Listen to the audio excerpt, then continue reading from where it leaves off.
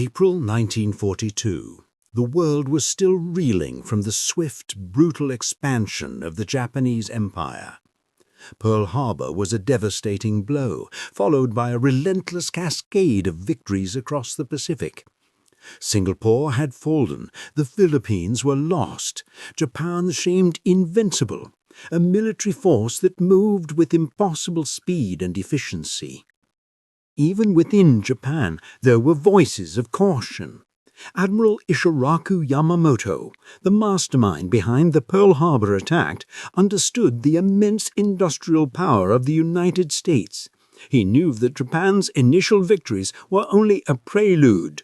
He believed Japan had a small window, perhaps 18 months, to secure a peace favorable to them before America's industrial might fully mobilized.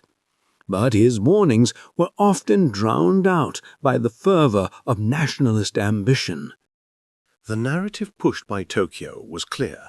America was decadent, soft, easily intimidated, a nation incapable of sustaining a long, arduous war. But in the face of overwhelming defeat, a desperate plan was hatched, a plan so audacious, so unprecedented, it would force Japan to confront a terrifying new reality. America wasn't just fighting back. America was just getting started. April 18, 1942. The United States Navy, still stunned by the ambush at Pearl Harbor, is on the defensive. Their battleships lie wrecked, their carriers are a constant, elusive target.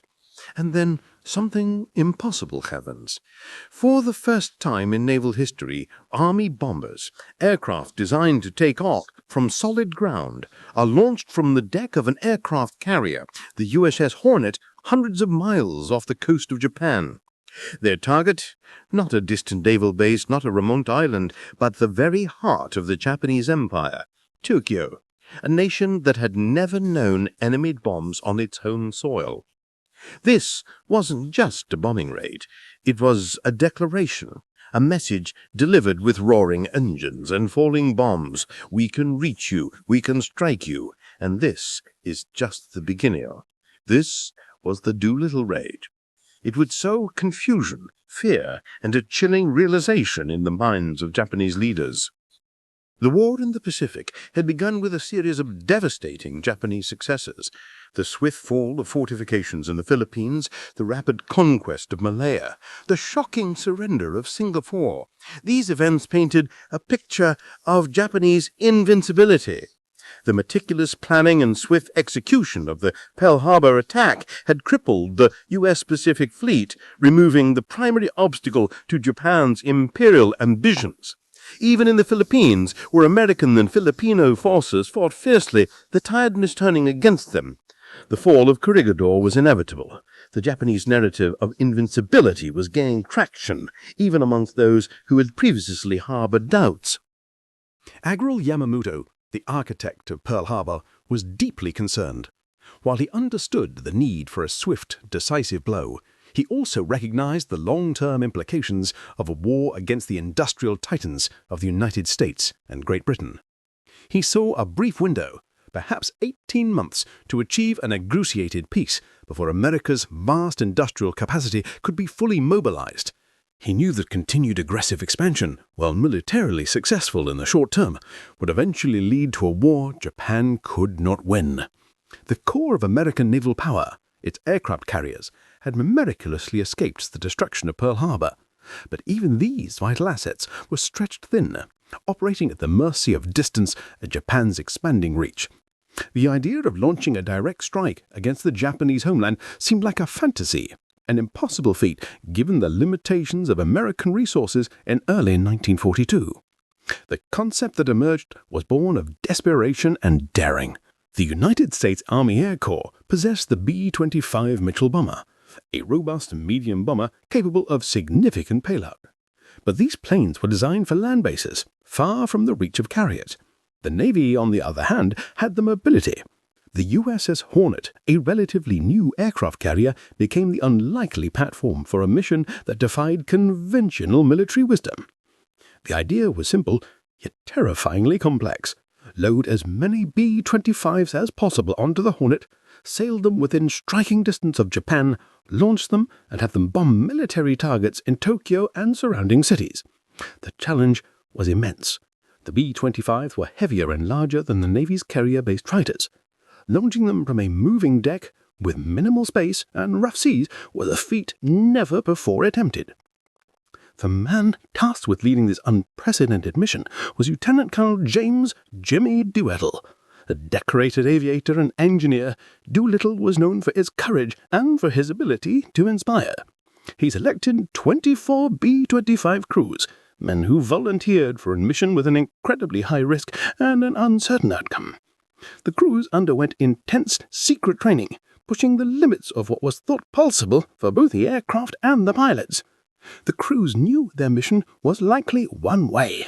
There would be no return to the Hornet. Their flight path would take them over Japan and, hopefully, towards friendly territory in China. Survival was not guaranteed, but the objective was clear: to strike the enemy's homeland and deliver a psychological blow. Each takeoff was a triumph of engineering and bravery, the planes clearing the deck by mere feet. Once airborne, they formed up, their mission etched in their minds. Bomb Japan. The bombers attacked targets of military significance, industrial areas, oil storage facilities, shipyards. While the military damage was relatively minor, the symbolic impact was colossal. For the first time, the Japanese people and their leadership heard the sound of American bombs falling on their homeland. The psychological shockwave that rippled through Japan was immense. Propaganda had promised invincibility. It had painted the Americans as soft, weak, easily defeated. But the sight of American bombers overhead, appearing as if from nowhere, shattered that illusion. The question echoed through government halls. How could this have happened? How could the Americans reach us? The Doolittle raid forced a brutal reevaluation within the Japanese high command.